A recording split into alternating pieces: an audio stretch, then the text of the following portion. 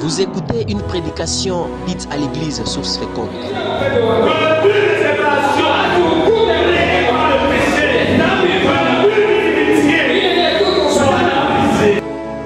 Une église centrée sur le salut des âmes. Elle œuvre dans les domaines de l'évangélisation, de l'enseignement de la parole de Dieu, de la communion fraternelle, de l'assistance ainsi que de la prière. Elle est dirigée par le révérend pasteur Désiré Mbaye.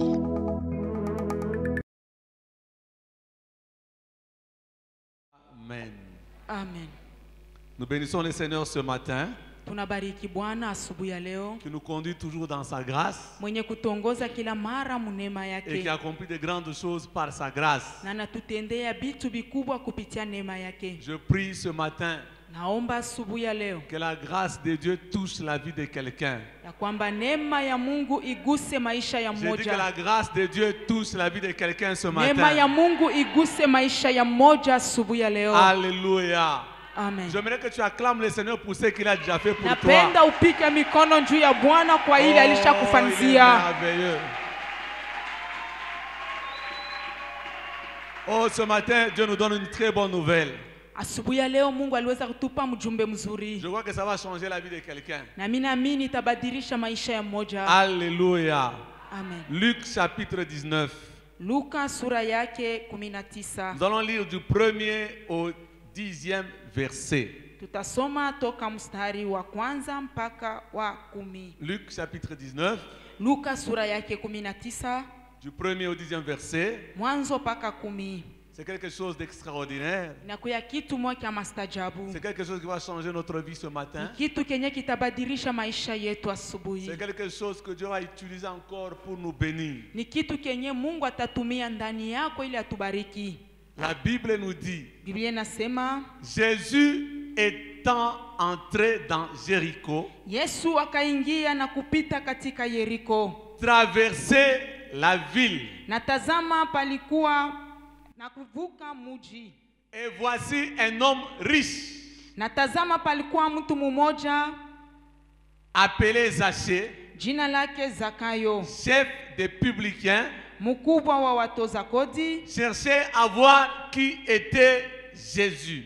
Akatafuta kuona Yesu ni nani, Mais il ne pouvait y parvenir lakini akuweza à cause de la foule, kwa sababu ya makutano, car il était de petite taille. maana alikuwa mfupi. Il courut en avant Akakangulia mbio, et monta sur un sycomore pour le voir, akapanda juu ya mkuyu apate kumwona, parce qu'il devait passer par là. kwa sababu alitaka kupita njia ile. Lorsque Jésus fut arrivé à cet endroit, Na Yesu alipofika pahali il pale, leva les yeux et lui dit, akatazama juu, akamwona, akamwambia, Zachée, Zakayo, à toi de descendre, shuka mbio, car il faut que je demeure aujourd'hui dans ta maison. sababu imenipasa kukaa nyumbani mwako Zachée leo. se hâta de descendre et le reçut avec joie. Akashuka upesi, akampokea kwa furaha. Voyant cela, Wakati walipoona, tous murmuraient et disaient, wote walinungunika wakisema, il est allé loger chez un homme pécheur. ameingia kwa mtu mwenye zambi. Mais Zachée, se tenant devant le Seigneur, lui dit, Zakayo akasimama akamwambia Bwana, voici, Seigneur, je donne aux pauvres la moitié de mes biens. tazama Bwana, nusu ya mali zangu ninawapa maskini, Et si je fais tort de quelque chose à quelqu'un, na kama nimetwaa kitu cha mtu, je lui rends le quadruple. kwa uzungizia uongo ninamrudishia mara 4. Jésus lui dit, Yesu akamwambia, le salut est entré aujourd'hui dans cette maison, leo wokovu imefikia nyumbani hii, parce que celui-ci est aussi un fils d'Abraham. kwani yeye ni mwana wa Abrahamu vile Car le vile. Fils de l'homme est venu chercher et sauver ceux qui étaient perdus. Amen. Maana Est-ce mwana qu'on peut wa watu acclamer pour alikuja la parole de kutafuta Dieu ce matin? waliokoa yulu aliyepotea. Amina. Alléluia. Amen. Nous parlons de la grâce de Dieu. Tunasema juu ya neema ya Mungu. La grâce de Dieu Neema ya Mungu va percer ce matin itaweza kupasula asubuhi les obstacles dans la vie de quelqu'un. ile inakuya vikwazo maisha ya mtu. Alléluia. Amen. Alléluia. Amen. Plusieurs vies, Maisha mengi, plusieurs personnes watu wengi connaissent beaucoup d'obstacles wanajua mabikwazo mengi qui empêchent que la grâce de Dieu les atteigne. benye binazuru neema ya Mungu kuwagusa. Et l'histoire que nous venons de lire ce matin Na tuku nasoma hadithi ya asubuhi va nous montrer certaines choses. juu ya kuonesha vitu vingine. Bien aimé, il s'agit de l'histoire des Zachée. Wapendwa, na kuya hadithi ya Zakayo. La Bible a très bien décrit cet homme, Biblia ikunenda kuonesha mfano ya umutu. qu'il était publicain. Alikuya mtoza kodi. Non seulement publicain, mais chef des publicains. Alikuya mkubwa wa watoza kodi. Il était de petite taille, Alikuya mfupi, mais il avait un désir dans son cœur. lakini alikuwa na nia moyoni Il mwake. voulait faire quelque chose, Alitaka kufanya kitu moja malgré ce qu'il était. ingawa yenye alikuwa nayo kimo, Et la grâce de Dieu l'a atteint. na neema ya Mungu ilimugusa. La grâce de Dieu a atteint Zachée. Neema ya Mungu ilimugusa Zakayo. Je veux dire à quelqu'un ce matin, Aonesha mmoja asubuhi ya leo, autant que la grâce de Dieu a atteint Zachée, wakati vile neema ya Mungu iligusa Zakayo, autant la grâce de Dieu va t'atteindre. vile vile neema ya Mungu itakugusa na wewe. Alléluia. Amen.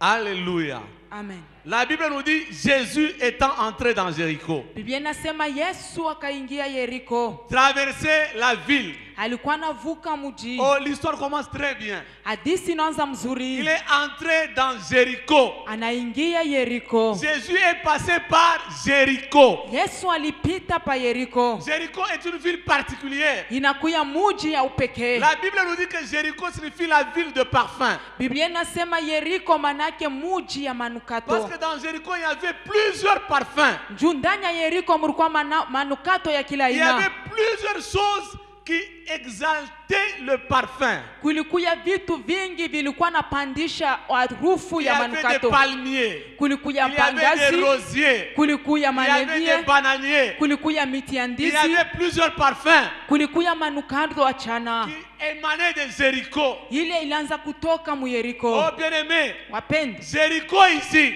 Yeriko hapa c'est vraiment l'exemple de ce monde. inakuya picha ya dunia hii. Dans le monde, Muduni il y a plusieurs choses. muna bintu vingi Chaque chose a son parfum. na kila kitu kina Chaque manukato chose yake. a son odeur. Kila kitu kina harufu Il y a le yake. parfum de la méchanceté. Kunakuya harufu ya Il y a le ukali, parfum des affaires. kunakuya Il y a le kali ya parfum de waka, chaque événement. kunakuya manukato ya kila Dans jira. Jéricho, Ndani ya Yeriko il y avait plusieurs parfums. kulikuwa manukato mengi. Jéricho, Yeriko c'était une ville pratiquement maudite. ilikuya nchi yenye Quand kulaaniwa. vous lisez l'histoire de Josué, Mkisoma hadithi ya Yoshua, Josué, quand il est entré à Jéricho, wakati Yoshua aliingia Yeriko, quand ils ont renversé la muraille, wakati waliangusha ukuta, après il a maudit Jéricho. na pale alilaani Yeriko. Donc c'était une ville maudite. Ilikuya nchi yenye C'était kulaaniwa, une ville qui avait des problèmes. ilikuya muji yenye kujana mambo. Quand nous rentrons dans Luc au chapitre 10, Wakati tutarudia Muluka sura yake 10, Jésus lui-même nous parle du bon samaritain. Yesu anatuzemezea njua Msamaria mwema. Le bon samaritain, Msamaria mwema il quitte Jérusalem. anatoka Yerusalemu, Il descend à Jéricho. anashuka Yeriko. Il ne monte pas à Jérusalem. Asipande Il Yerusalemu, descend à Jéricho. anashuka ku Yeriko. Quand il descend à Jéricho, Wakati anaendea il Yeriko, connaît des problèmes. anakutana na mambo. Quand on descend à Jéricho, Wakati unaenda ku Yeriko, on connaît des problèmes. utakutana na mambo. Donc Jéricho Manake Yeriko était une ville de problèmes. ilikuya muji ya mambo. Alléluia. Amen. Alléluia. Amen. Mais ce que j'aime, Lakini kenye napenda, la Bible dit, Biblia inasema Jésus étant entré dans Jéricho, Yesu akaingia mu Yeriko, traverser la ville. alivuka muji. Oh, ça c'est merveilleux. Inakuya kema. Alléluia. Amen. Quels que soient les problèmes dans une ville, Ingawa mambo mumuji, un jour, Siku moja. Un jour. Siku moja. Et c'est aujourd'hui. Na ile siku ni leo. Jésus passera par là. Yesu atapitia pale. Alléluia. Amen. Quel soit le problème dans une famille, Ingawa hali ya mambo mjamaa, quel soit le problème dans un pays, ingawa hali ya mambo un mumuji, jour, siku moja Jésus passera par là. Yesu atapitia pa ile Oh, fazi. je vais dire à quelqu'un ce matin, Taonesha mumoja asubuhi. un jour Jésus va passer dans ta vie. Siku moja Yesu Un jour atapita Jésus va maisha passer yako. dans ta maison. Siku moja Un Yesu jour atapita Jésus munyumba va yako. passer. Siku moja Yesu atakuona. Alléluia. Amen. Jésus est différent des prophètes. Yesu anachana na wanabii. Vous savez, quand vous prenez le ministère de chaque prophète, Wakati tunabeba huduma ya kila nabii, il a régné dans un endroit spécifique. aliweza kutawala pali penye pa upekee. Il y en a qui ont régné à Samarie. Kuna wale walitawala Msamaria. Il y en a qui ont régné à Juda. Kuna wale walitawala Muyudea. Il y en a qui ont régné à Jérusalem. Kuna wale walitawala Il y en a qui ont Yerusalema. régné à Capernaum. Kuna wale walitawala Il y Kapernaumu. a des prophètes qui règnent à Likasi. Kuna wanabii wanatawala Il y Mulikasi. a des prophètes à Lubumbashi. Kuna wanabii Il y a des Kulubumbashi. prophètes à Kolwezi, Kuna wanabii en Afrique du Kukolwezi, Sud, kwa Afrika aux Kusini, États-Unis. kwa Mais Amerika. j'aime Jésus. Lakini Même nampenda là où ce Yesu. n'est pas prévu, Hata lui, pala pa il kustahili. passe par là. Yananzia pale. Oh, je vais dire à quelqu'un, Taonesha moja. Jésus passera dans ta vie. Yesu atapita Même si maisha les yako. prophètes ne sont pas passés par Hata là. kama Mais wanabii wakupitie, Jésus-Christ lakini Yesu passera Kristo dans ta vie. atapita maisha yako. Alléluia. Amen. Il est passé à Jéricho. Alipita Muyeriko.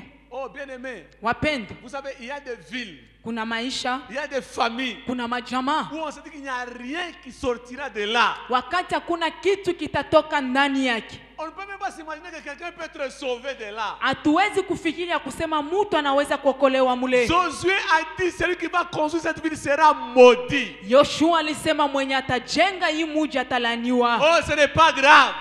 Pale anasema Même si sur ta vie, hata juu ya maisha même si yako, dans la famille, hata mjamaa, même si dans le pays, hata même muichi, si dans la ville, hata il y a eu mumuji, des paroles kulikuwa de misemo malédiction. ya Mais laana. le jour où Jésus passera, Lakini toi, wakati tu Yesu seras atapita, sauvé. we utaokolewa.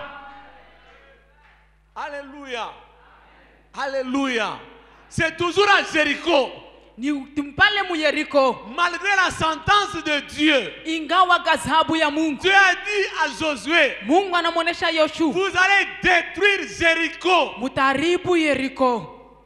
Quand vous lisez dans Nombre, Kama munasoma quand vous Muhesabu, lisez dans Deutéronome, mukisome Mukumbakumbu, même quand vous lisez dans Josué, ingawa munasoma quand Muyoshua, il devait entrer pour conquérir les villes, wakati walipasha kuingia njuu ya kukamata miji, il devait tout détruire. walipasha kuharibu yote. C'était la décision de Dieu. Ilikuwa mpango ya Mungu Détruire tout. kuharibu yote, Tout. yote. Oh, mais j'aime le Seigneur. Nampenda Bwana. Même si la décision est là, Wakati agizo yanakuya hapo, Rahab est là aussi. Rahabu naye kwa hapo. Rahab est là aussi. Rahabu Rahab est eko là aussi. na Rahabu Même eko si la hapo. décision de détruire la famille est là, Hata mpango ya kuharibu jamaa iko, toi tu es là. wewe uko Dieu passera par là na Mungu et il te ataanzia sauvera pale toi aussi. na atakokoa Tout na le monde wewe. peut être détruit, Batu bote banaweza kuharibiwa, mais Rahab sera sauvé de lakini Jéricho. Rahabu ataokolewa Tout le Muyeriko. monde peut être détruit, Watu wote wanaweza mais kuharibiwa, Zaché lakini Zakai verra la grâce de Dieu à ataona Jéricho. neema ya Mungu Muyeriko. Alléluia. Amen. Alléluia. Amen. Le programme de Jésus, Matengenezo ya Yesu c'était de passer à Jéricho. ilikuya kupita Muyeriko, De passer, kupita pas c'était sur son chemin. pale pa njia yake, Mais il y avait quelqu'un, lakini kulikuwa mtu mmoja Zaché. Zakayo. La Bible dit, Biblia inasema il y avait un homme kulikuwa mtu mmoja appelé Zaché, anaitwa Zakayo, chef des publicains, mkubwa wa watoza kodi. qui cherchait à voir qui était Jésus. Alitafuta kuona ni nani Yesu, Mais il ne pouvait y parvenir. lakini akuweza kufikiako. Oh bien-aimé, Wapenda, j'aimerais parler de certaines choses rapidement. napenda kusema juu ya maneno chache kwa haraka. Les obstacles Vikwazo qui étaient dans la vie de Zaché bilikuwa maisha ya Zakayo pour rencontrer Jésus. juu akutane na Yesu. Alléluia.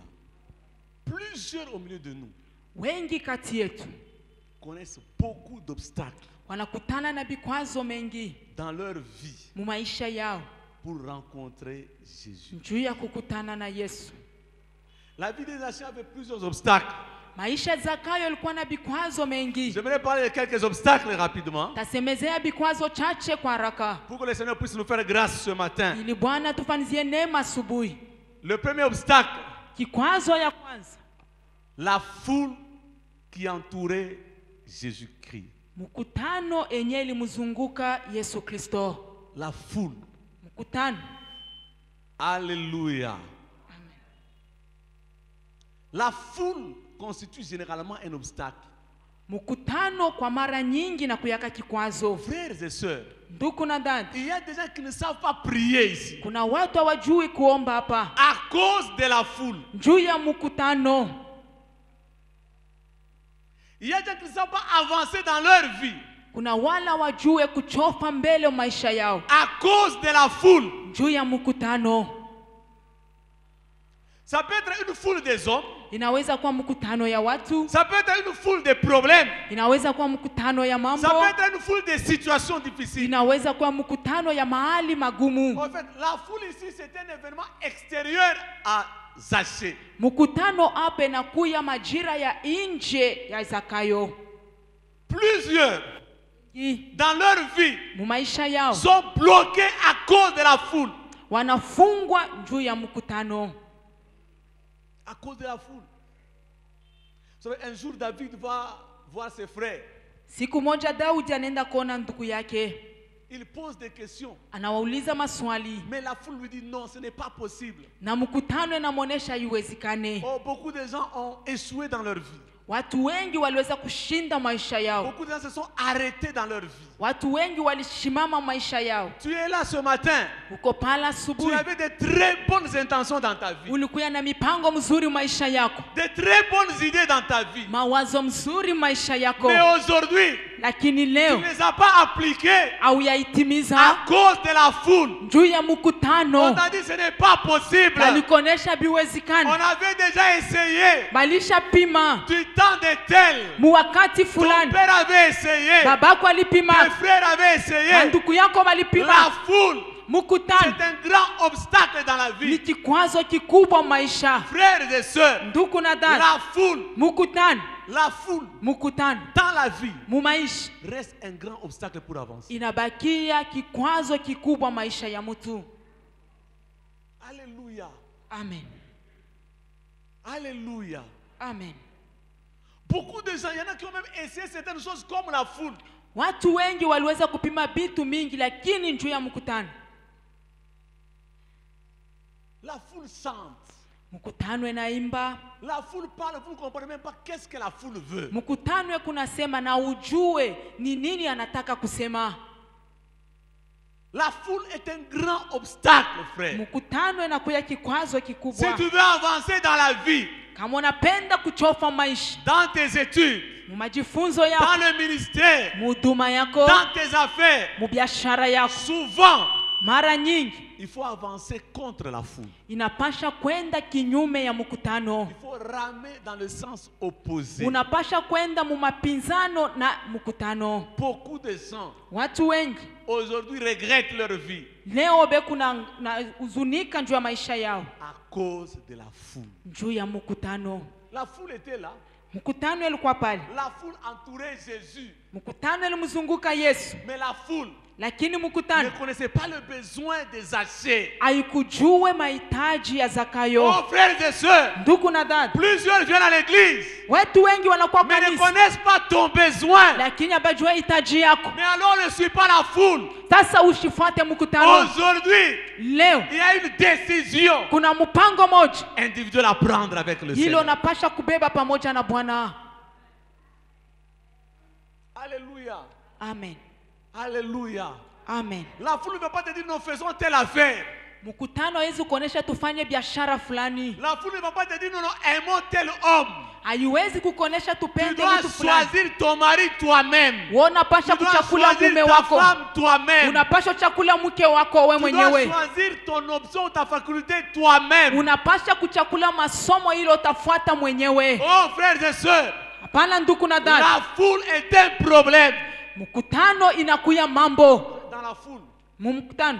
Même quand ils sont partis arrêter Jésus-Christ. Hata wakati walienda kumbamba Yesu. Ils avaient des bâtons. Walikuwa na miti. Ils avaient des torses. Walikuya na bitu achana. Ils parlaient n'importe quelle langue. Balanzo sema malugha chana. Parce que la foule Juni mkutano. reste la foule. Inabakia mkutano. Dieu ne traite pas avec la foule. Mungu asitembee na mkutano. Alléluia. Amen. Dieu ne traite pas avec la foule. Mungu atembee na mkutano.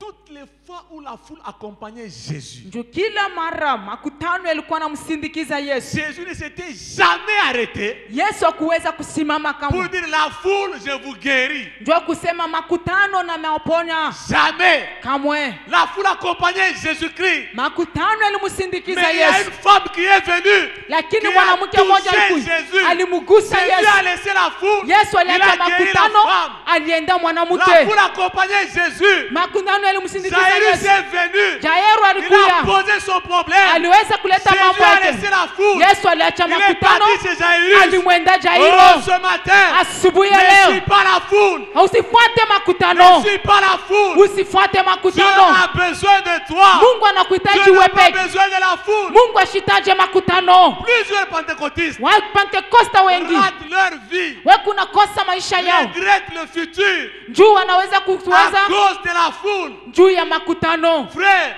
nous Ndugu, sommes ensemble dans la classe. tuko pamoja mwika masomo. Oh, tumuchambule mwalimu. Nous pouvons insulter l'enseignant. Tunamuchambula mwalimu. Vous insultez l'enseignant. On va chasser tout le monde. Batafukuza watu wote. On récupérera peut-être une ou deux personnes. Wanaweza kuchunga mmoja au Et wawili. après, vous allez regretter. Non, ou les gens retendiront comme erreur.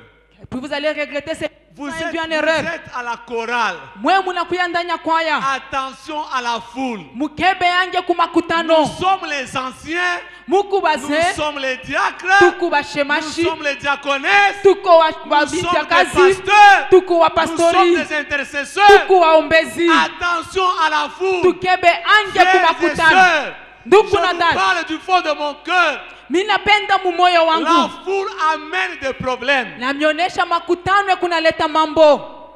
Alléluia. Amen. J'ouvre une parenthèse. Fungula mkato. Nous sommes en 6e des humanités. Tuko mu masomo ya mwisho ya imanite. À l'époque, on nous préparait aux examens d'État. Wakati ulikuwa natayarisha matengenezo ya maserikali. On faisait ce qu'on appelait mini-state. Je ne sais pas si ça existe encore. Shule kama binaikalaka kote na vile vya kujikokota kujifunza. Alors, on a fait les premiers examens pendant les vacances de Noël. Tunafanya mashindano ya kwanza kupumzika kwa Noeli. Nous sommes dans une école mixte à Kolwezi, Tuko mu masomo ya kuchangana wanaume na wanamke. à Okweli pour ceux qui connaissent. Kule kukweli kukolezi. Après les examens, Kisha mashindano. il y avait littéraire, biochimie, maths, physique, commercial. Kulikuya masemo achana ya majifunzo. Nous étions en maths physique. Si tulikuya muile math physique. Comme toujours en commercial, il y avait beaucoup de filles, beaucoup de gens. Vile mu commercial mwengalaka banamuke ba mingi na bantu mengi. Après, les gens disent non, non, il faut faire mon congé tout à l'heure, faut commencer pendant une semaine. Et nous nous sommes dit, comme nous avons étudié pendant les vacances, nous allons nous absenter aussi pendant une semaine. Frère, la foule Makutano n'a pas de Dieu. Makutano ana na Mungu. La foule Makutano est souvent dirigée par le diable. inaongozaka paka na shetani. Alléluia. Amen. Une semaine, tu n'as pas fait tout. Nous nous sommes absentés pendant une semaine. Les profs viennent le lundi. Mwalimu anakuya mukazi moja, hakuna hata mtoto mwa masomo. Mardi, aucun de la Mukazi sixième. mbili, hakuna hata mtoto moja. Les profs se réunissent. Wa mwalimu wanakusanyika. Ces gens ici, c'est quoi ça? Aba toto ni mambo kani? Mercredi, Mukazi tatu, Jeudi, mukazi nne, vendredi, mukazi tano. la semaine se termine. Juma inamalizika. Le lundi qui venait, Ile kazi moja ilikuja. si vous êtes comme un somo, mon préau, bras croisés. Tous à l'école, à croiser. Tous entrent, on dit non, non, aucun de la sixième ne va entrer en classe. Mwalimu banafika banasema kuna hata mtoto mwa msizie matengi. Le préfet qui dit que je vous renvoie encore. Banasema tunamifukuza tena. 3 jours, Mwende mkapumzike tena siku tatu. nous partons. Tunarudi. On n'a pas discuté. Atukubishane Ça na faisait une semaine et 3 jours. banatongezea juma moja na masiku tatu. Quand nous revenons après le jeudi là, Wakati tunarudia mkazini, il dit personne n'entre. banasema kuna mtu atabakia. Comme vous avez fait un mouvement dans la foule, Vile kulikuwa matendo mbalimbali mu makutano. alors Personne ne va présenter les examens d'État cette année ici. Hakuna mtu atapita kwa mashindano ya serikali hii mwaka. Nous allons seulement choisir quelques-uns. Tutachakula bantu chache. Frère, bantu barishontanaga na biloli. Les gens se sont pointés de doigts ce jour-là. Alléluia. Amen. Alléluia. Frères et sœurs, Ndugu na dada, la foule, makutano elle est dangereuse. inakuya ya hasara, Elle est dangereuse. ni hasara sana. Plusieurs filles ont raté leur avenir à cause de la foule. Wanawake wengi walikosa maisha yao juu ya makutano. Plusieurs sont morts à cause de la foule. Wengi walifariki juu ya makutano. La foule était un obstacle pour Zaché. Makutano ilikuya kikwazo juu ya Zakayo. La Bible dit Biblia inasema il ne pouvait y parvenir à cause de la foule. akuweza juu ya makutano. C'était un obstacle extérieur à Zaché. Ilikuya kikwazo kya nje juu ya Zakayo. Un obstacle extérieur. Kikwazo kya nje. Oh frères et sœurs, Ndugu na dada, arrêtons les histoires de la foule. tuache maneno ya makutano. Tu ne vivras pas par la foule. Haustaishi kupitia makutano. Tu ne vivras pas par la tribu. Haustaishi kupitia kikabila. Tu ne vivras pas, je parle sérieusement, Niku nasema kwa ukweli. tu ne vivras pas par la tribu. Haustaishi juu ya kikabila yako. Faisons d'abord comme ça. Mpapase mikono. Parce que je pense que l'église, nous devons parler. Makanisa tunapasha kusema. Parfois l'église catholique dit des vérités. Hein, les Kanisa ya Katoliki nasemaka saa zingine ukweli. Tu ne vivras pas à cause de la tribu. Haustaishi juu ya kikabila yako. Cette foule-là va te détruire. Ile makutano itakuharibu. Plusieurs Wengi ont perdu des choses à cause de ces choses. walipotesha bintu juu ya ile maneno. Tu ne vivras pas Haustaishi à cause de tes amis. juu ya warafiki yako. Non, frère. Hapana ndugu. Non, ressortissants de l'Ikasi. Sisi wa kutoka Mulikasi, sisi bakubunkeya. C'est bien pour manger. Biko bizuri pale munakula. Mais dans la vie là, Lakini mwile maisha, tous les ressortissants de Bunker, vous ne réussirez pas tous. bale bakwenu bote bala basta kuweza bote. Alléluia. Amen. Chrétiens devons comprendre ces choses. Wakristo tunapasha kuelewa maneno haya. La foule, Makutano c'est un piège inakuya ni muteko du diable. ya shetani. Jésus n'a jamais sauvé, guéri la foule. Yesu haya bado kuokoa wala kutunza makutano. Non, non. Hapana. Il y avait toujours beaucoup de gens qui le suivaient. Kulikuwa paka watu wengi walimfuata. Mais il choisissait juste quelques-uns. Alianza chakula mo batu kidogo. Il guérit 10 lépreux. Anaokoa au koma Mais un 10. seul rentre. Mmoja anarudi. Il dit, mais où sont partis les 9? Anasema watisa weko wapi? Tu es guéri. Wewe unatunzwa. Tu reçois ceci. Utafanya hivi. C'était comme ça que Jésus Ndio travaillait. vile Yesu alikuwa anatumika. Et c'est comme ça que Dieu a toujours travaillé. Na ndio vile Mungu anatumikaka kila mara. La foule à la tour de Babel amène des problèmes. Mkutano kule kumunara wa Babeli akileta mambo. La foule amène beaucoup de problèmes. Makutano kunaleta paka mambo mengi. La foule est un obstacle pour plusieurs. Makutano ni kikwazo juu ya wengi. Oh, je veux ce matin que quelqu'un comprenne Mimi napenda asubuhi mmoja nyelewe. que je dois choisir moi-même Dieu. Napasha kuchakula Je mimo ya dois Mungu. suivre moi-même Napasha l'Éternel. kufuata mimo ya wa milele. Deuxième obstacle, Kikwazo ya pili. la Bible dit, Biblia inasema il était de petite taille. alikuwa mfupi. Alléluia. Zaché n'a pas choisi de naître de petite taille. Zakayo akuchakula zalikwe mfupi. Les chromosomes, Ile inakuya maneno ya kutungwa kwa mwili ya mtu. les chromosomes ont fait que Zaché soit de petite taille. Ilifanya yeye azalikwe mfupi. Ces os ont fait qu'il soit de petite taille. Mifupa yake ilifanya awe mfupi. Donc il y avait un obstacle lié à la naissance, à la nature des Zaché. Manake kulikuya kikwazo kililinganisha na uzao na hali ya Zakayo. Plusieurs au milieu de nous, Wengi kati yetu, chacun kila mmoja dans sa nature, muhali yake, dans son essence, mkuzalikwa kwake, a toujours un problème anekalaka paka na mambo qui moja. constitue un obstacle Ile nakuya kikwazo dans sa vie mu maisha yake. qu'il doit surmonter Ile anapasha kupanda pour avancer avec le Seigneur. juu asonge mbele na Bwana. Alléluia. Amen.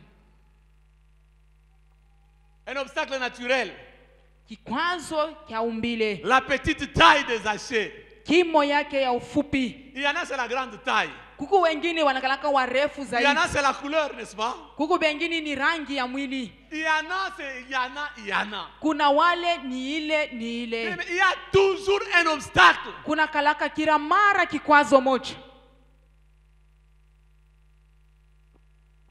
Que tu connais. kenye wewe peke unajua. Parfois tu ne connais pas, mais que la foule connaît. Saa zingine wewe ikijue lakini makutano inakijua. Unataka kufanya ça, oh, angara bimacho. Tu veux faire ça, on dit regarde ses yeux. Angara kikicho. On regarde sa tête. Un obstacle. Inakuwa kikwazo. Frère, je n'ai pas demandé d'avoir ma tête ici. Mishi kulomba kuwa na hii kichwa. Mais elle est là. Lakini niko nayo. Je fais quoi? Nifanye nini basi? Alléluia. Amen. Zaché était de petite taille. Zakayo alikuwa wa kimo ya mfupi. Bien-aimé, Wapendwa, malgré les obstacles de notre vie, ingawa vikwazo ya maisha yetu, nous avons un Dieu. sisi tuko na Mungu. Alléluia. Amen. Oh, Dieu nous aime. Mungu anatupenda. Troisième obstacle, Kikwazo ya tatu, le jugement des hommes. hukumu ya watu. Bien-aimé, Wapendwa, plusieurs vies se sont arrêtées maisha mengi iliweza kusimama à cause du jugement mauvais des hommes. juu ya mahukumu mbaya ya watu. Mettez un peu le verset 7. Mweke mstari wa 7. Le verset 7. Mstari wa 7. La Bible dit, voyant cela, tous murmuraient Biblia inasema wakaona ile wote wakanungunika et disaient, na walisema, il est allé loger chez un homme pécheur. alienda kukaa kwa mtenda mabaya. Nous jugeons les autres. Tuko na hukumu watu. Il y a des gens aujourd'hui, Kuna watu leo sur leur vie, mu maisha yao il y a un jugement mauvais. kuna hukumu moja. Oh, je vais dire à quelqu'un ce matin, Taonesha mmoja asubuhi, avance malgré le jugement des hommes. we sofa mbele ingawa mahukumu ya watu. Je n'ai pas dit que ce jugement était faux. Mishi kusema ile mahukumu ni ya ongo. Il était qu'il est. Ilikuya vile. C'est vrai que Zaché, Ni kweli za c'était un homme pécheur. alikuya mtenda mabaya, Mais cela n'a pas empêché lakini ile kumdhuru Mungu Jésus d'aller dans sa maison. Yesu kuingia mu Oh, nyumba je vais yake. dire à quelqu'un ce matin, Taonesha mmoja malgré le asubuhi, jugement des hommes, ingawa mahukumu ya watu aujourd'hui, leo Jésus-Christ Yesu Kristo passera aussi chez toi. atenja naye mu nyumba yako. Il y en a qui sont jugés des prostituées. Kuna wale wanawahukumu kuya wakaba. Si tu es là, Kama uko je hapa n'encourage pas. huwezi kupatia Mais kiasi, ouvre ton cœur ce matin. lakini mjumbe yangu Jésus asubuhi va passer ya kwamba Yesu et il va atapita changer ta vie. na ataokoa maisha yako. Alléluia. Amen. Il y en a, ce sont des voleurs. Kuna wale ni wezi, Tu veux aller chez lui. unaweza kwenda kwake, On dit non, non, pasteur, il ne faut pas aller chez lui. batakuonesha pastori ushende kwake. On veut qu'on passe au cage. Ah, tu vas aller là-bas, il est voleur. Ni mouiji. C'est un grand voleur. Mais je fais quoi? Sasa nifanye nini? Moi, je sais pas quand Laisse-moi aller. il y a plusieurs personnes Kuna watu wengi sur qui il y a un mauvais jugement. juu yao kuna hukumu mbaya. Bien aimé, il y a des filles qui ont aujourd'hui, qui ne sont pas mariées, qui ont raté leur vie parce que dans le quartier, en fait, la fille n'a rien fait. Mais les parents, on ne sait pas ce qui s'était passé. On dit, mwile nyumba. Jamais. Kuna babinti bale barizarikwa saa zingine bakufanye kitu, lakini mumida barisha kubapanga njina moya hivi. Kama mtu anataka kwenda kule banasema Heureusement que kula pendant pana. ces 40 jours, nous sommes en train de briser toutes ces Heri choses-là. kwetu muima siku 40 tukunavunja maneno yote Il y a haya. des jugements qu'il faut briser dans la vie. Kuna mahukumu yenyewe tunapasha kuvunja mu maisha. Il y a des jugements, frère. Kuna mahukumu ndugu, Il y a des jugements kuna mahukumu qui pèsent sur certaines vies. yenyewe Oh, kunakaa juu je ya vais maisha dire à mabinti. quelqu'un ce Na matin, kwa konesha moja malgré les asubuhi, jugements sur ta vie, ingawa mahukumu juu ya aujourd'hui, maisha yako Dieu leo, passera par là. Yesu atapitia po. Si tu es là, est-ce que tu peux acclamer d'abord très Kama fort uko pour le pale Seigneur? unaweza kupika mikono juu ya Bwana. Oh, alléluia. Amen. Notre Dieu est bon, frère. Mungu wetu ni mwema. Notre Dieu est bon. Wetu Mungu ni mwema. Le jugement des hommes, Hukumu ya watu Quand on terminait les études, nous étions presque à 7 garçons de même génération. Wakati tulimaliza majifunzo tulikuwa wanaume 7 wa kimo moja. À Lumbashi, là en ville. Kule Lubumbashi tulikuwa naikala. C'est là que j'ai compris que les hommes sont mauvais. Ni kule nilielewa kusema watu ni wabaya. Un de mes frères va approcher une fille. Mmoja wa ndugu yangu anaenda kuchofea dada moja. Le lendemain, comme je parlais bien avec ma tante, Kesho yake wanazungumza mzuri na sangaji yangu. les mamans du quartier vont lui dire, Ba mama ba mumita banenda monesha. kule kunyumba ba wake. Dans cette maison là on n'épouse personne. J'ai dit, Dieu nini? J'ai posé la question pourquoi. Maman est quelqu'un de muzuri. Leur maman n'est pas du tout bonne. Bon, maintenant, on ne va pas épouser cette fille. À tous ta moa ou les Parce que binti. maman est quelqu'un de muzuri. Parce que sa maman a un mauvais cœur. Bon, c'est une parenthèse pour que les mamans Ile aussi ni aient de bon mkato cœur. tunafungula. Mais vous voyez que sur la vie, il y a des jugements. Sasa munajua mu maisha munaela paka Il mahukumu. y en a qui ont raté Kuna wale walikosa à cause des jugements des hommes. juu ya mahukumu ya watu. La foule murmurait. Makutano yalikuwa Je nanungunika. retiens aussi que la foule juge très facilement. Nami onyesha kusema makutano iko na hukumu kwa wepesi. Mais ce que j'aime, Lakini kile napenda, oh, Jésus est allé loger. japo Yesu alienda kukaa, Oh, est-ce que je peux d'abord acclamer pour le Seigneur? unaweza kupiga mikono juu ya Bwana. Malgré les jugements des hommes, Ingawa hukumu ya Jésus watu, viendra loger chez toi. Yesu atakuwa Malgré les kukaa jugements kwako. de ta famille, Ingawa Jésus maneno ya viendra jamaa loger yako, chez toi. Yesu atakuwa kukaa Jésus kwenu. viendra loger. Yesu atakuwa kukaa. Oh, vous savez, Munajua à un moment donné, wakati moja fulani entrer à la source féconde kuingia mchemchemu la uzao dans cette église, mwii kanisa relevé ilikuwa naonesha d'une force de caractère. ya kwamba uko na nguvu sana mtabia yako. Je vous dis la vérité. Na mionyesha ukweli. Un jour, je viens, Siku moja niko nakuja, j'arrive là. nafika pale, Les mamans des méthodistes m'appellent. wamama wa kumethodiste wananita, Papa désire quoi y Papa Désiré, venez un peu. Bon, j'essaie un peu de. Apparemment, tout besoin de quoi Nous avons besoin de toi, venez. À l'époque de l'Ancien Testament, Wakati agano la kale il m'arrête. Et où elle m'arrête? wananisimamisha, Elle me dit, papa, anasema baba, mama yako ni kipendano. ta mama e mama kipendana. C'était ça l'introduction. Ndio ilikuwa kiingilio ya mambo yapo.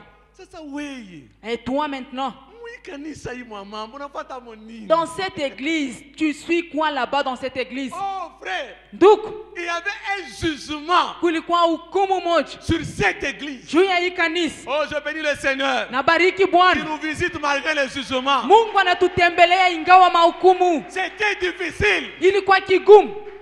Ça, au moins, ces mamans-là m'ont parlé. Pale saa zingine mbele mama aliniweza kunizungumzia yako. Sûrement que dans la ville, il y en avait plusieurs qui ne nous parlaient pas. Zaidi ndani ya mji kulikuwa wengi hawaweza hata kutuchofia kusema. J'ai même un bon frère qui m'appelle qui me dit, mais Désiré, toi là, comment tu vas choisir des églises périphériques à problème? Semeki yangu mwaka nifuata ananionyesha unafuata je makanisa ya mbari vile ya mamambo. Parce qu'il y avait des problèmes ici. Njoo kulikuwa mambo hapa. Il y avait des problèmes. Kulikuwa mambo.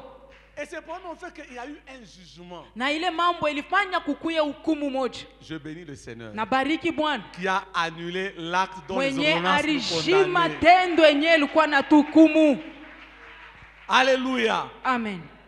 Le jugement des hommes. Hukumu ya watu Oh, c'était un problème. ilikuwa ni mambo. Le quatrième obstacle, Na kikwazo ya ine, la vie même des Zachée. muji enye ya Zakayo. Les backgrounds. C'est ça? Comment on appelle en anglais? Le passé. Ile maisha ya mkongo ya Zakayo. Banduku.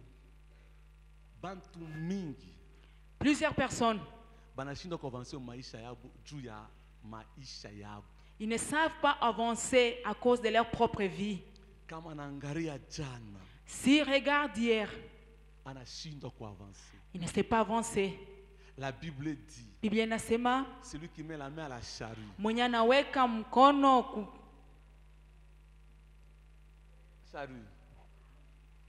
charrue ni Mswahili, kubruet, mwenye anaweka mkono chariot. kushario yake. Alléluia. Amen. Celui qui met la main à la charrue, Mwenye ataweka mkono kushario yake, au lieu atelemuke, au lieu qu'il descende, anaanza kuangalia kubukongo, il commence à regarder en arrière, atanguka. il va tomber. Alléluia. Amen. Alléluia. Amen. Plusieurs. Wengi Aujourd'hui, leo frère, si tu es venu dans l'église, kama ulikuya mkanisa, oh, moi je vais t'encourager. mimi nitakutilia kiasi. Je vais t'encourager, frère. Takutilia kiasi ndugu. Quel que soit ton passé, Ingawa maneno yako ya jana c'était hier. ilikuwa ni jana, Aujourd'hui, leo Dieu a besoin de toi. Mungu anakuhitaji. Alléluia. Amen. Frère, le monde nous condamne. Watu wanatuhukumu. Nous venons à l'église, vous nous condamnez toujours. Tunakuya mkanisa mnatuhukumu. Bon, dites-moi, je vais où? Sasa mtuambie tuende wapi? Que j'aille où? Niende wapi? On dit que non, Zachée, c'était un voleur. Zachée savait. Banasema Zakayo mtenda maovu. Zakayo alijua. Il savait Alijua qu'il était voleur. ya kwamba alikuwa mwizi. Vous pensez qu'un voleur ne sait pas qu'il est voleur? Mnajua kusema mwizi ajua yake kusema yuko mwizi? Il sait. Anajua. Un pécheur ne sait pas qu'il est pécheur. Mtenda zambi ajue kusema yuko mtenda zambi? Il sait. Anajijua. Quand quelqu'un a un cœur un mauvais cœur, vous pensez qu'il ne sait pas qu'il a un Kama mauvais cœur? mtu kuna roho mbaya, mnajua sasa shijua yake. Anajua. Zachée avait peur de côtoyer la foule. Zakayo alikuwa na oga ya kusema na makutano. Il ne pouvait même pas entrer dans la foule. Asikupenda hata kuingia makutano. Frère, il y a des gens qui empêchent les autres d'être sauvés. Wapendwa, kuna watu wengine wanazuru wengine kuokolewa. Église. Kanisa. Église. Kanisa. Église. Kanisa. Nous allons dans le monde annoncer la bonne nouvelle. Tukunenda mudunia kutangaza habari njema. La bonne nouvelle, c'est laquelle? Habari njema ni gani? Même si tu vis à top 13. Ataka monendaka kule kumafasi ya kunywa pombe.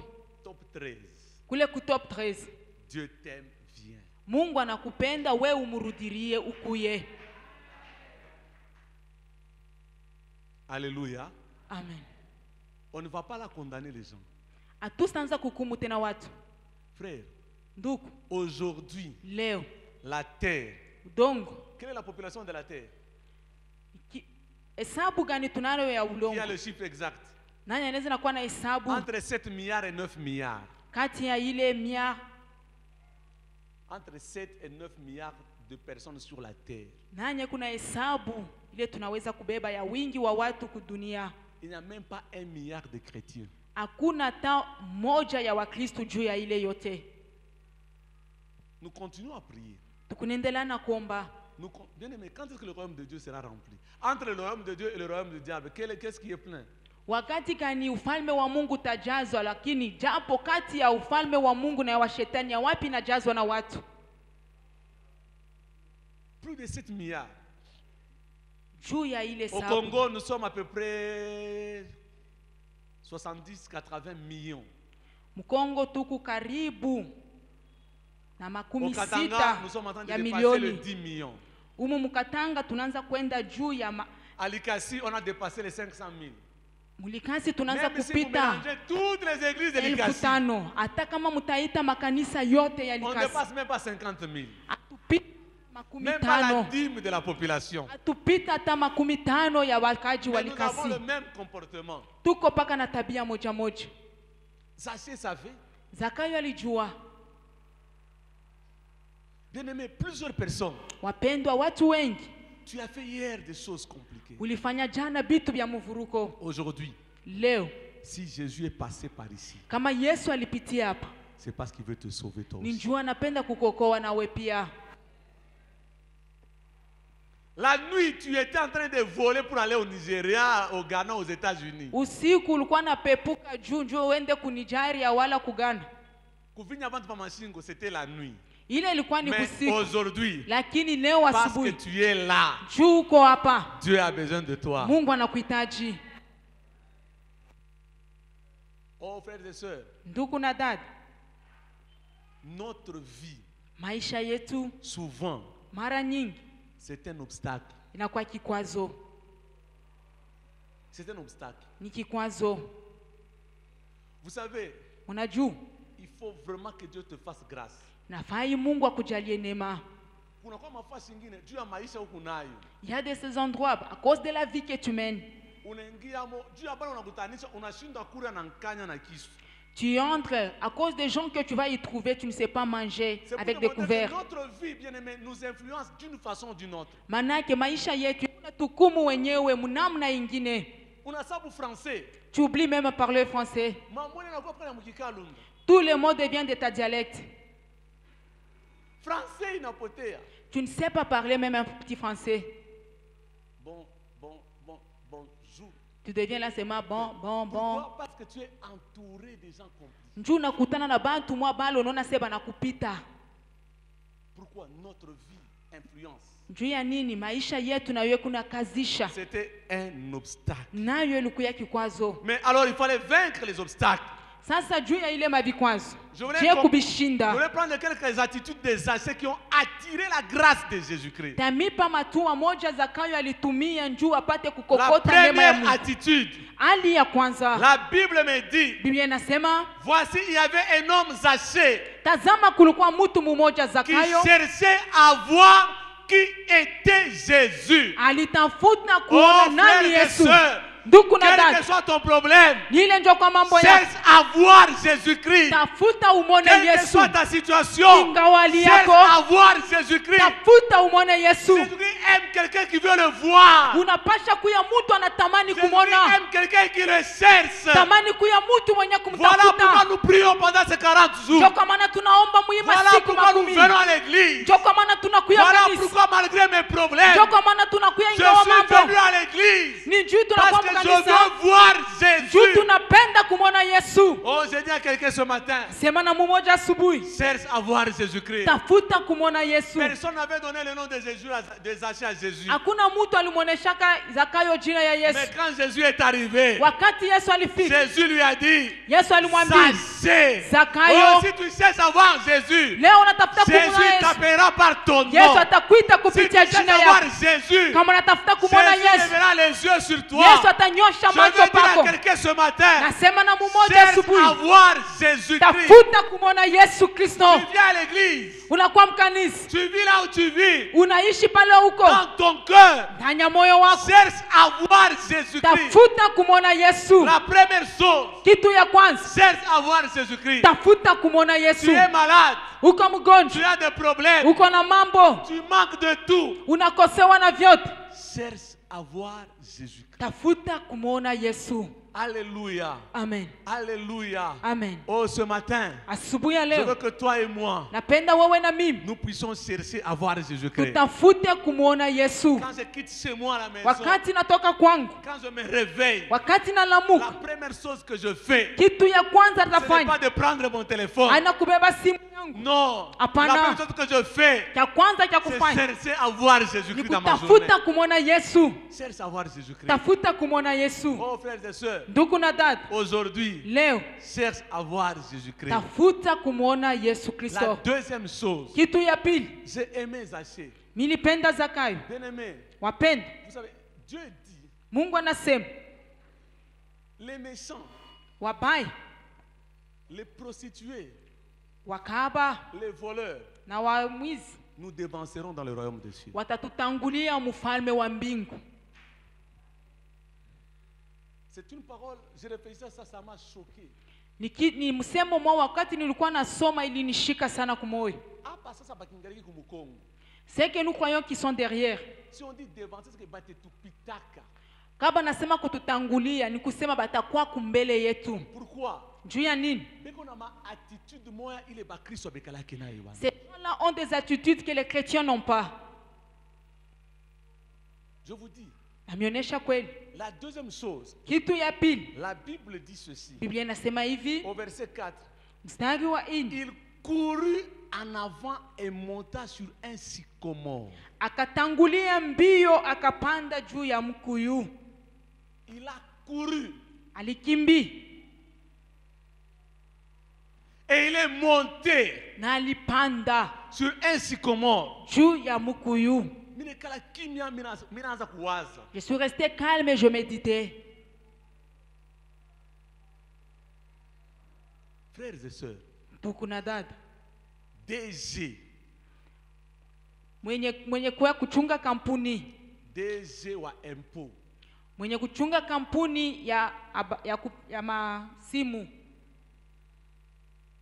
Sema tout le monde va chiquer. PDG ou impôt, directeur général ou impôt. Directeur wa impôt.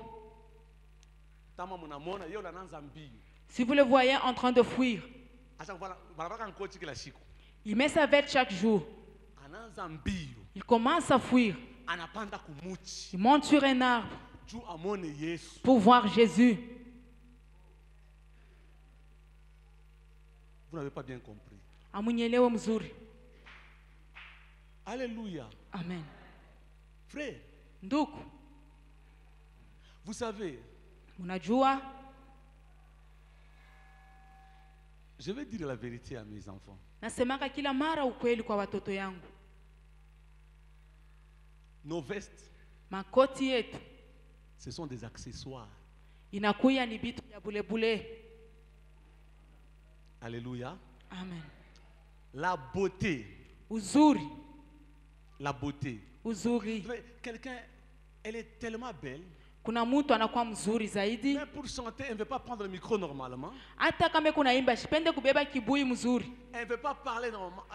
Chilo. Asipende kufungula kinywa mzuri. Frère, ce sont des accessoires, ma soeur. Ile inakuwa ni bintu ya bulebule. Je vous dis, hein, Namionesha. la beauté là, Ile uzuri c'est un accessoire. inakuwa ni kitu ya juu tu. Un accessoire. Kitu kile kia Ce n'est bulebule. pas l'essentiel, c'est que Dieu cherche. Haina kile kia faida Tout Mungu ce que nous anatafuta. cherchons, Kile Mungu anatafuta. nos grades. Macheo yetu. Frère, ni fia kufa ascenseur na garde du corps. Je voulais mourir siku moja hapa mkikwepe nilimionyesha. Incapable de faire quoi que ce soit. Sikuweza kufanya kitu lolote. Même angalia wa kwanza just anaweza kumtoka. Quand je regardais le garde corps, Frère. yeye anaanza kufa wa kwanza. Nos grades, Cheo yangu ce sont des accessoires. ni bitu ya bulebule. Il y en a qui font trop attention à leur beauté. Kuku watu wanakalaka na kebange sana kuzuri yao. Anashindwa kuimba, Elle ne sait même pas chanter. anashindwa na kucheza. Elle ne sait même pas danser. Ce sont des accessoires. Ni bitu bya bulebule. Les habits ici. Imangu. Mais ce sont des accessoires. Ni bitu bya bule. Frère, tu iras en enfer en veste. Utenda mugenda na bile bitu. Ce sont des accessoires. Ni bitu bya bule.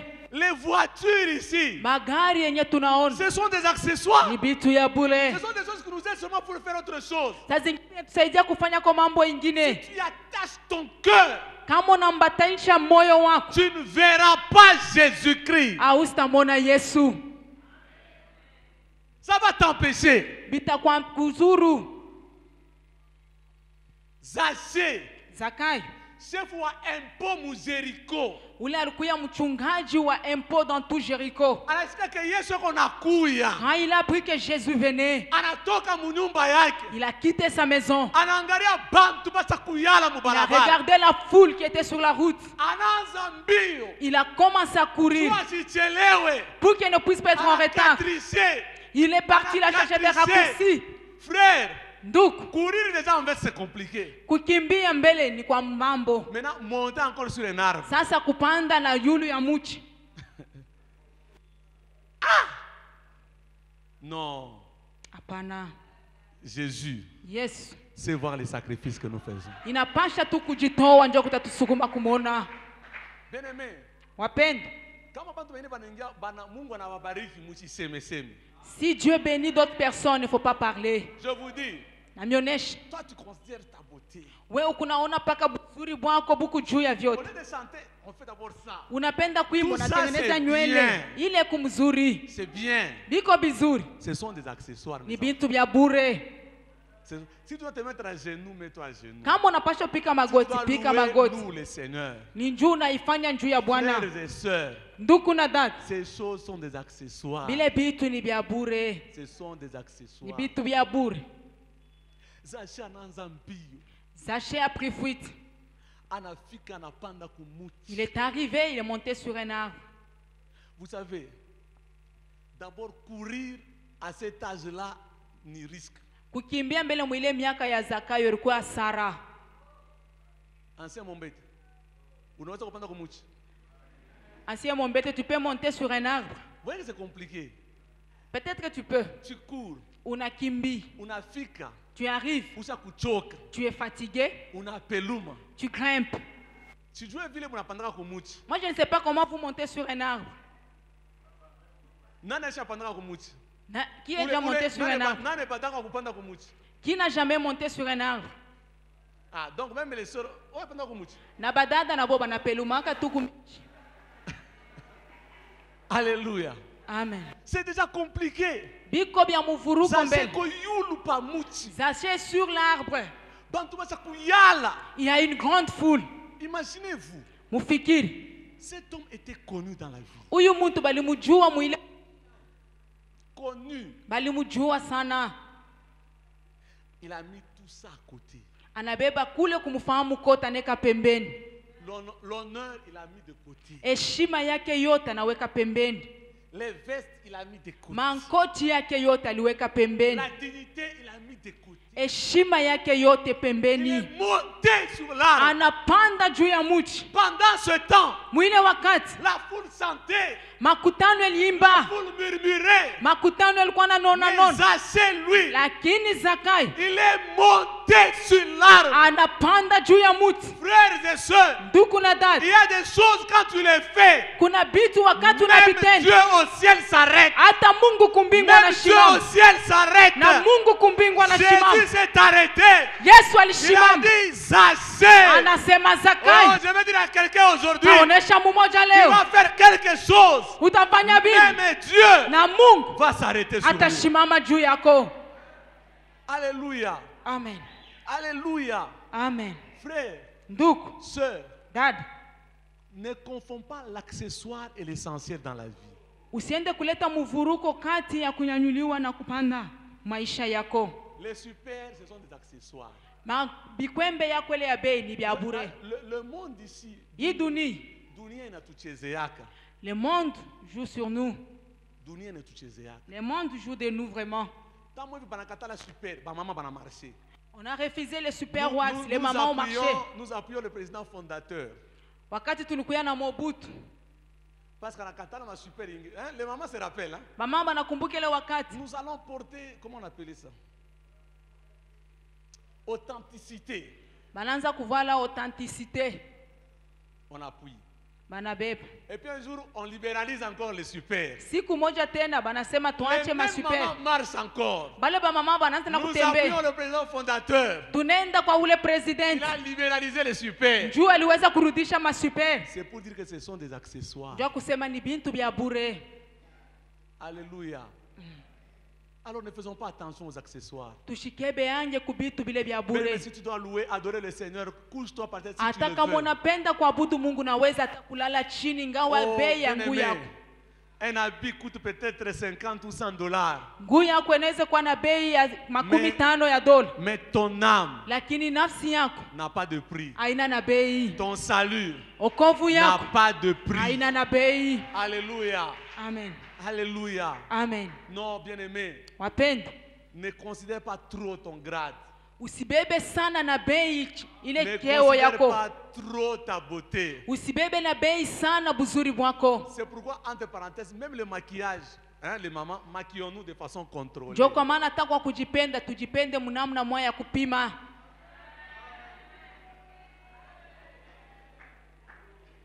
Gérons nos maquillages, hein. Gérons nos maquillages. Tunasema tunaweza kasifuru kule kwa maneno ya kujipenda. Parce que nous sommes des enfants de Dieu, n'est-ce Juu pas? tuko batoto ya Mungu. Tout ça, ce sont des accessoires. Bile byote ni bitu vya bure. A, B, C. Unaweka bitu hata tatu. Non, gérons ces choses. Tuanze kuchunguza ile maneno yote. Gérons. De toute façon, comment Dieu n'a pas sana, il n'a pas compliqué. Si y a le soleil, ça va encore te compliquer sur tes maquillages. Donc, c'est pour dire que ce sont des Ndio accessoires. kuonesha sema na kwani bintu tu vya bure vya juu. Ça empêche à quelqu'un d'être libre. Biku na shindisha mtu awe huru. Vous savez, attends, mon coach, il n'empêche pas mon mouvement. Même les vestes nous empêchent certains mouvements. Alléluia. Amen. On nous oblige dans les réunions d'être toujours en veste. Banatulazimisha mamikusanyiko tuwe paka na mankoti. Non, le ministre viendra. Mwaziri atakuya, Et les chefs viendront. bafulani batakuja. Vous êtes en veste, tous les chefs viennent. Mwe bote muna mankoti, bashefu banakuja. Dès que vous entrez au restaurant à table pour manger. Tous enlèvent. wakati munaingia mchumba ya kuria bote banavula Kila mtu anatosha nkoti. banavula mankochi yabo. Kila mtu anasusa ko Chacun cravate. essaie de desserrer sa cravate. Alors si maboka ushakuvala pa keji. Nous qui sommes peureux, nous sommes toujours là avec nos vestes. Tu pries. Et me dit Désiré. Donc toi même pour manger tu ne peux pas le faire. Non, chef, j'attendais que vous me donniez l'ordre. Shefongo Ce sont ananionyesha des wena accessoires. pakuria ausitosha nkochi asemiranzo chungo nionyeshe nitoshe. C'est pour ce sont des accessoires. Ndio kunionyesha ni bintu vya bure. Quand on doit faire l'essentiel, Wakati unapasha kufanya bintu, il n'y a pas de veste, hakuna il mankochi, n'y a pas de maquillage. hakuna kulipenda. On doit faire l'essentiel. Wakati unapenda kufanya bintu vya kutosha. Zaché a touché le cœur de Jésus. Zakayo aligusa moyo. Frères et sœurs, Ndugu na dada, le jour où dans ton cœur, ile siku mu moyo wako tu sais faire la part des choses, utaweza kufanya hesabu na kuweka pali kila kitu pafasi yake, tu toucheras le cœur de Dieu. utagusa moyo wa Mungu. Alléluia. Amen. Alléluia. Amen. Souvent, je n'aime pas trop faire de remarques, non, pantalon, jupe, etc. Mara nyingi shipendake kusema sema mkanisa kuvala masuruani bakuvala ibi, Bien sûr, il y a des pentecôtistes qui sont intransigeants. lakini kuna Mais- wapentekotiste we kuna kazisha ile mambo. J'ai dit seulement qu'un enfant de Dieu doit gérer ces choses normalement. Mimi nasemaka mtoto wa Mungu anapasha kujua kuchunguza ile bitu mzuri. Alléluia. Amen. Un enfant de Dieu doit gérer ces choses normalement. Mtu wa Mungu anapasha kujua kuchunguza ile maneno yote. Parce que Dieu n'est pas congolais. Hein? Juu Mungu ana wa Kikongomani. Dieu est Dieu. Mungu ni Mungu. Utenda je crois que c'est papa qui m'avait dit. Au Canada, il fait très froid. Ukienda kule Baridi ku Canada sana. kuku baridi sana. Au Canada, il baridi sana. Kuko il fait très froid au Canada. J'ai parlé avec quelqu'un qui est à Paris, il m'a chiku. Milisumbura na mtu moja il est à Paris ce jour. Et qu'on grippé. Anisha kupata kikozi. Je lui dis que pourquoi c'est non baridi na pita. Il m'a dit il fait très froid. Alors non, ma canisa peut gagner ma pantalon na ma gant. Même dans les églises on entre avec des pantalons et des gants Tu es à baridi. à cause du froid. Il prie Dieu. Yeko naomba Mungu. Non, c'est pas que Dieu ne les entend pas. Mishijue kama Mungu Mais ce anabashikiaka. sont des choses à gérer. Hein, Ni bintu bile tunapasha kwanza kuangalia sasa comme mzuri. des enfants de Dieu. Kama watoto wa Mungu. Alléluia. Amen. Pas trop d'extravagance, mais il faut vivre normalement. Hapana vitu moja vya kushitusha sana lakini tuishi kwa usawa. Zaché n'a pas tenu compte de toutes ces choses. Zakayo akuweza kuangalia maneno yale yote. Jésus s'est arrêté devant Zaché. Yesu alishimama mbele ya Zakayo. Il dit Zaché. Anasema Zakayo, Oh frères et sœurs, ndugu na dada, qui a donné le nom de Zaché à Jésus? nani alimupa Yesu jina ya Zakayo? Quand Zaché a posé cet acte, Wakati Zakayo alitenda ile tendo, le cœur de Dieu a été touché. na moyo wa Mungu iliguswa. Jésus Yesu n'a plus regardé la foule. akuangalie tena makutano. La Bible dit qu'il a levé les yeux vers Zaché. Biblia inasema kainua macho kwa Zakayo. Oh, asubuhi ya leo Ce matin, Mungu anamwisha kwa macho pa maisha yako. que Dieu lève ses yeux sur ta vie. Alléluia. Amen. Tu as décidé roho yako ijidébarrasser de accessoires umufate Mungu. Parce que tu as pris la décision afin que ton cœur se débarrasse des accessoires et que tu suives Jésus. La foule était étonnée. Makutano elisanga. La même foule qui condamnait Zaché. Ile makutano moja moja ilikumu Zakayo. Jésus n'est pas parti chez eux. Yesu akubaende. Yesu anachakulaka manyumba ya kuingia. Jésus choisit des maisons où entrer. Frère, Ndugu, la vérité c'est celle-là. ukweli njo ile. Jésus choisit Yesu anachakula. des maisons où il doit entrer. Manyumba mule Il anapasha choisit kuingia. des gens qui doivent visiter. Ce sont les gens qui ont donné leur cœur au Seigneur. Kati ya watu wale Yesu anaweza kutembelea ni wale walibeba mpango ya kumupa Mungu Qui ont mioyo zao. laissé les accessoires. Waliacha bitu vya bure. Qui se sont fatigués. Balichoka. Il a couru. Alikimbi. Il s'est sacrifié Aliweza kujipanda. pour voir Jésus. Juu ya kumwona Yesu. Sacrifie-toi pendant ces jours Ujipande muima siku. pour voir Jésus. Juu mwone Yesu. Jésus s'arrêtera. Yesu atashimama. Il dit Zaché. Anasema Zakayo. Quand Jésus s'est arrêté, Wakati Yesu alisimama, la foule s'est arrêtée. makutano nayo ilisimama. Zaché par la répandre kumuchi. D'autres personnes n'ont pas vu Zaché pendant qu'il montait sur l'arbre. bamingi abakumoni. Plusieurs ne l'ont pas vu. Mais bamingi batakona. Mais plusieurs vont te voir. Pale utashuka kwenda na Yesu. Quand tu vas descendre pour aller avec Jésus, Bamingi abaone ma sacrifice kunafanya. plusieurs ne voient pas tes sacrifices. Bamingi abaone ma risque kunafanya. Plusieurs ne voient pas tes risques. Mais wakati Yesu atenda kwako. Mais lorsque Jésus viendra Wakati Yesu chez toi, atakuvisiter. pendant que Jésus va te Batu bote visiter, batakuona. tous les gens vont voir. Alléluia. Amen. Oh frère, Ndugu, c'est pourquoi il ne faut pas suivre la foule. ndio kwa maana usifuate makutano. Zaché anashuka. Zaché est descendu. Oh, j'aime ça. Naye apenda. Zaché se hâta de descendre Zakayo akabeba nguvu yake yote ashuke et le reçut avec joie. na akampokea na furaha. Quatrième chose, Kitu ya ine, l'hospitalité de Zaché. kupokea bageni kwa Zakayo. Bamingi Plusieurs banapata manema ya Mungu mu maisha yabo juu ya kupokea bantu mu ont maisha. reçu les grâces de Dieu dans leur vie à cause de l'hospitalité. Bachoyo Ceux qui sont avares banakufaka meurent toujours. bamaskini. Pauvres. Je vous dis, Namionesha. vous ne verrez jamais un homme riche wachoyo. Amusitona mtu mutajiri. Mungu estakupa butajiri ata. Dieu ne va pas te donner la richesse. Parce que tu ne seras pas une source de bénédiction. Tu vas Jua bloquer. usitakuwa chemchemu ya baraka juu ya Or, Dieu wengine. nous bénit pour que nous soyons une source de bénédiction. Japo Mungu anatubariki tuwe chemchemu ya baraka kwa wengine. Je ne sais plus en quelle année. Mishwe mu mwaka kani tena? On avait étudié un texte, l'os de Biragojo. Vous avez étudié ce texte-là? Tuliweza kufunda hii usomi Musa. kwa masomo.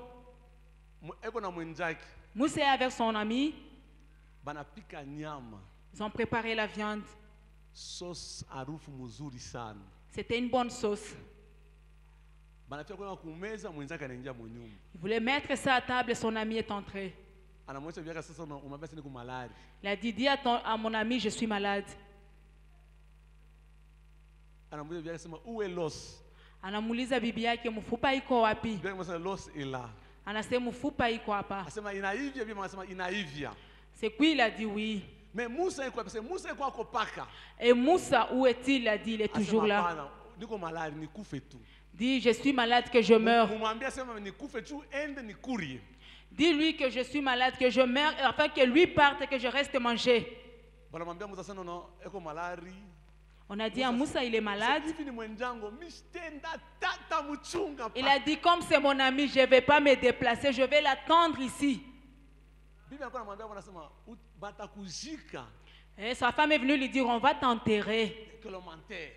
Quand banijike, Anauliza uwe los. anauliza mfupa iko wapi? Los est là. Mfupa yoi. Mais où est Moussa? Sasa Musa iko wapi? Moussa est toujours là. Musa shakuikala paka hapa.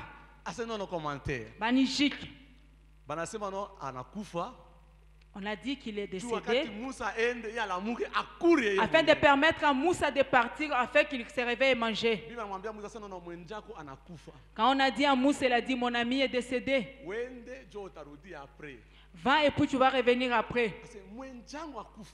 Il a dit, mon ami mourir, Niende. moi partir. Pas question. Chouez, C'est kala na wewe paka. je vais rester avec toi ici. Bibi anamfuata kumsanduku anamwambia sema Moussa ashende. On l'a suivi jusque dans son cercueil. Moussa n'est pas parti. Tutakuzika. Nous allons t'enterrer. Anamuuliza où est l'os? Anamuuliza mfupa yangu iko wapi? Asema non, l'os est toujours là. Mfupa yo iko ako tu Est-ce mkiungu. qu'il est bien? C'est très bien cuit. Iko tu mzuri mule. Mais où est Moussa? Sasa Musa yeko wapi? Moussa est toujours là. Musa yeshe kala paka. Commentaire. Banijike.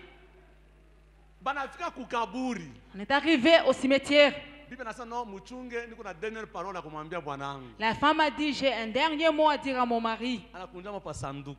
Elle s'est inclinée au cercueil. Tuko natafuta kukuzika. On va t'enterrer.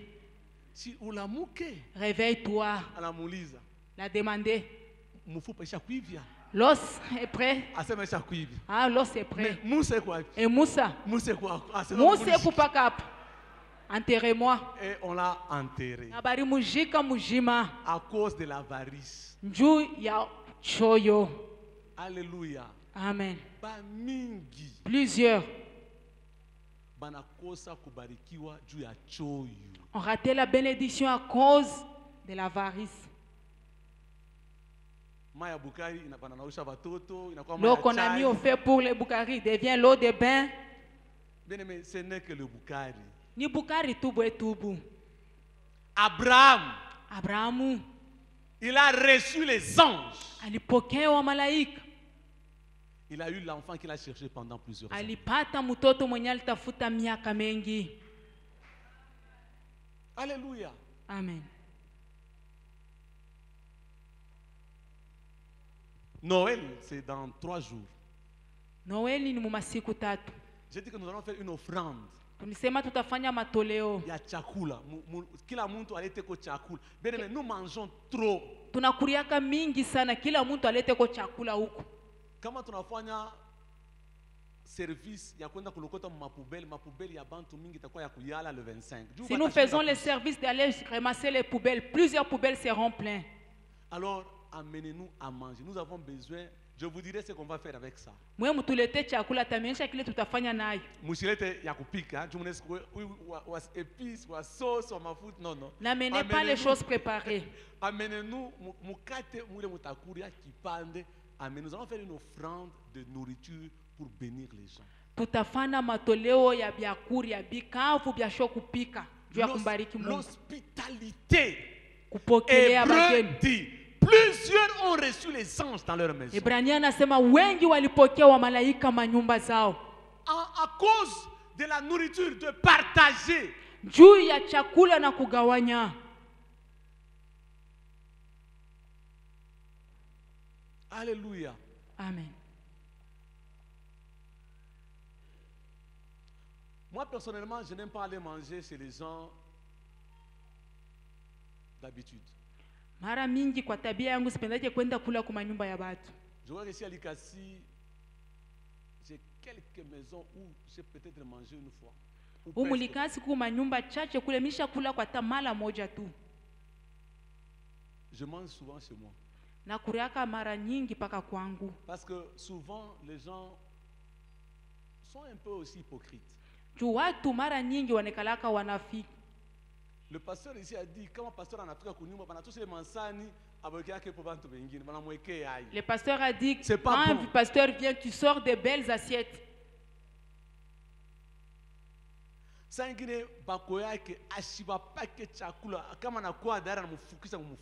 Peut-être tes beaux-parents, tu ne les sers pas dans ces assiettes. Quand on l'amène, tu chasses même l'enfant avec ces assiettes. Mais l'hospitalité doit nous caractériser. Kupokea wageni kunapasha kuya tabia yetu.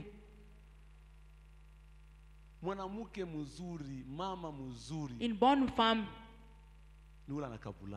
c'est celle qui partage. Frère, comment on a bibi, ouais, 3 boules, sois inquiet quand même. Vous deux avec ta femme, ou yana kuria mabulu tatu, ou tatu. Non, c'est vrai, hein? Bien kweli? C'est vrai. Bien kweli. Les enfants vont souffrir. Batoto batateswa sana. Banduku ya bwana, ça sera encore compliqué. Avec le frère de ton mari, ça sera très compliqué. Même ses propres frères. Ata banduku yako mwenyewe. Tujue kukabula. Apprenons à partager. La personne qui partage n'aime pas ton frère. Ne manque jamais à manger. Je vous dis, un jour, on commençait le travail avec mon épouse. Siku moja tulianza kazi na mke wangu. Ici à Likasi, j'ai loué la maison à côté de Croix-Rouge, sur Boulevard à l'époque. Huku Likasi nilikuwa naikala kule karibu na Croix-Rouge. Tout ce qui nous restait dans la maison, ilikuwa ni bunga. Yote litubakiria munyumba, c'était la farine. Tunachuma karibu na midi. On a cueilli les hibiscus. Pango, ça veut dire qu'on a pango, ilikuwa déjà dans mboka. C'était bien clôturé là, la parcelle. Dieu est bon, frère. Tunakula bukari na mpango. Dieu est bon. Mungu ni mwema. Dieu est bon. Mungu ni mwema. Tulikuwa déjà dans mboka kumpango. On avait déjà à manger dans notre clôture. Mais busiku.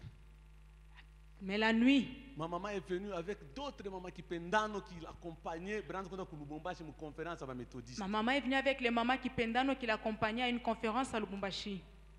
Balkona ma glacière. Elles sont venues avec des glacières. À l'époque la route était très compliquée Kolwezi ici. Muwakati ya nzamani njia ilikuwa ya mvuruko njoo ya kuyoku. Maintenant On se réveille la nuit, on dit il n'y a pas de problème. Tunalamuka bushiku tunasema kuna mambo. Ni pakeni. Ce sont des visiteurs Tu vas piquer Bukari na. qu'on prépare avec notre clôture. Alléluia. En fait, frère, parfois vous vous gênez pour rien. Munagalaka saa mwana shikia ya bure. Unajua wewe fanya vile unapaswa kufanya. Laisse Dieu faire le reste. Toi fais ce que tu dois faire, acha Mungu afanye vibaki. Quand la maman a vu ça, Wakati mamangu aliona vile, glacière moi ilibakia kunyumba.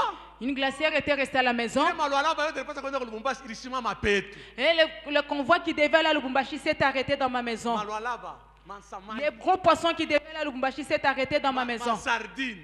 Et des sardines. Donc, de la clôture aux sardines, aux tilapia. Tunatoka kumpango, tunaanza kuria sardine na tilapia. On a mangé. Tulikula. Frère, pokea bantu kwako. Accueille des gens chez toi. Wachoyo atakufa na choyo. Celui qui est avare va mourir avec son avarice. Alléluia. Amen. Les mamans. Wamam. Ah, j'aime les mamans de l'église parce que toutes les mamans partagent. Est-ce qu'on Napenda peut kwa acclamer mama là pour les mamans de la organisa. Bote Suspecom? barakabulaka loabu. Oh, les mamans. Oh. Moi, je vais vous avant moi, quand je suis maman, batafanya mon kanisa. Attendez avant la fin de cette année, vous allez voir ce que les mamans vont faire. Alléluia. Zachée Zakayo a dit à Jésus, viens. Je anamuonesha te Yesu, reçois dans ma maison. huyu anakupokea munyumba yangu. Jésus est parti. Yesu alienda. Zachée a fait une chose. Zakayo alifanya kitu moja, La repentance. kutubu. Mais la repentance Kutubu est le résultat na kwa matokeo de la rencontre de Jésus-Christ ya kupatana kwa Yesu Kristo avec le cœur de quelqu'un. pamoja na moyo ya mtu.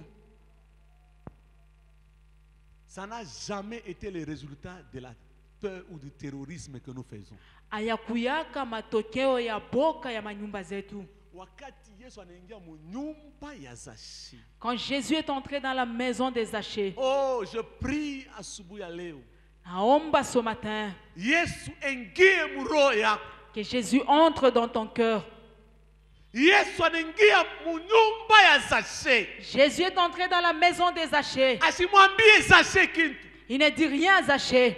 Asimukondane Zachée. Il ne condamne pas Zachée. Asifanye vitu tunafanyaka. Il ne fait pas ce que nous avons l'habitude de faire. Yesu anaingia mu nyumba ya Zachée. Jésus est entré dans la maison des Zachée. Zachée anamwambia Yesu. Zachée a dit à Jésus, Yesu, Jésus, ule nilimwiba kintu kimoya. c'est lui à qui j'ai pris une chose. Mimi namrudishia B4. Je lui rends 4. Ule nilikosea. C'est lui à qui j'ai commis du tort. Mimi namrudishia. Je lui rends. La foule ne pouvait jamais faire ça. Makutano kuweza kufanya ile. La foule est en train de murmurer contre Zachée. Makutano yalikuwa nasema sema Mais juu ya Zakayo. wakati Yesu anaingia mu nyumba ya Zachée. Comment Jésus est entré dans la maison des Zachée. Oh frères et sœurs, Ndugu na dada, acha Yesu asubuhi ya leo. laisse que Jésus ce matin Ingie mu maisha yako. puisse entrer dans ta vie. Nous sommes en train de prier. Tuko naomba Mais pour que ta vie change, ili maisha yako donne ibadilike. l'occasion à Jésus ce matin Umupatie Yesu bahati d'entrer dans ton ya cœur, kuingia mu moyo wako, d'entrer dans ta maison. ya kuingia mu nyumba yako. Anaingia mu nyumba ya Zachée. Il est entré dans la maison des Zachée. Zachée anasema, Zachée a dit, Seigneur, Bwana, si j'ai volé, kama niliiba je remets. narudisha, Si j'ai pris, kama je nilibeba remets. narudisha, Ikabati, kama ni aina yangu. c'est cette armoire qui Mina m'appartient mrudishia pas. hii. Je remets à Hii imetoka propriétaire. 4. C'est Pa imetoka ceci. 4 nilibaka minauza mbili. J'ai pris 4, Hii j'ai mbili payé 2. minarudisha. Je rends le 4. Pa hii mangua. Et ces vêtements, Mimi mérité hii. je ne les mérite pas. Minafanya colis. J'ai fait un colis, Minarudisha. je les remets. Jésus ne lui a rien dit.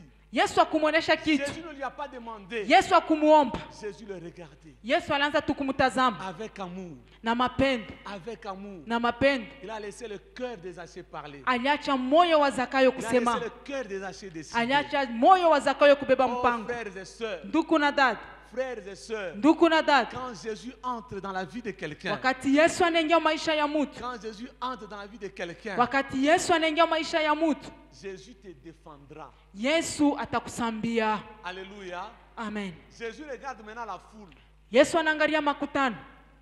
Il regarde la foule. anaangalia makutano, Il dit à la foule, anasema na makutano, bien-aimé, wapendwa, Zachée Zakayo ne s'est jamais justifié devant la foule. akuweza kujihesabia haki mbele ya makutano. Celui qui l'a justifié devant la foule, Ule alimhesabia haki mbele ya makutano c'était Jésus-Christ. ilikuwa ni Yesu Kristo. Jésus a dit, Yesu alisema celui-ci, huyu il est aussi fils naye ni mwana d'Abraham. wa Abrahamu.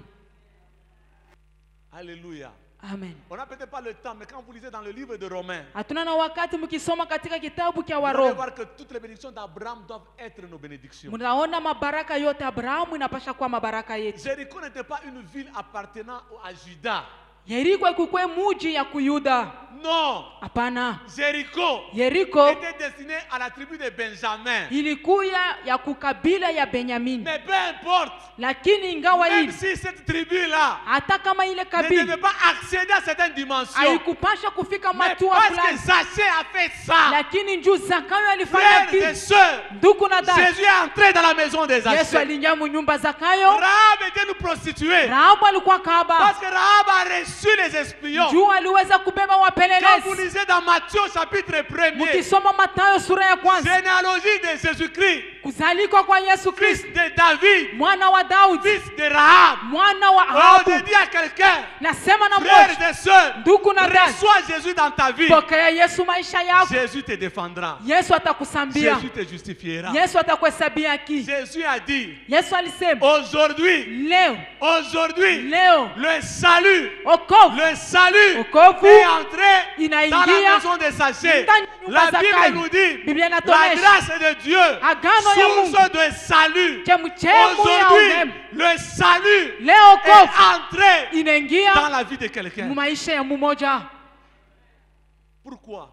Juu ya nini? Parce qu'il avait une attitude Juu alikuwa na hali qui a tiré la grâce de Dieu. ile iliweza kuokota neema ya Mungu Malgré les obstacles. ingawa vikwazo. Oh frère, nous voulons prier pendant quelques... Tunapenda kuomba dakika chache. Ta vie a beaucoup d'obstacles. Maisha yako yana vikwazo mengi. Il y a des obstacles liés à ta personnalité. Kuna kuya vikwazo vinalinganisha na umuntu wako. Il y a des obstacles extérieurs à toi. Kuna kuya vikwazo vya nje yako.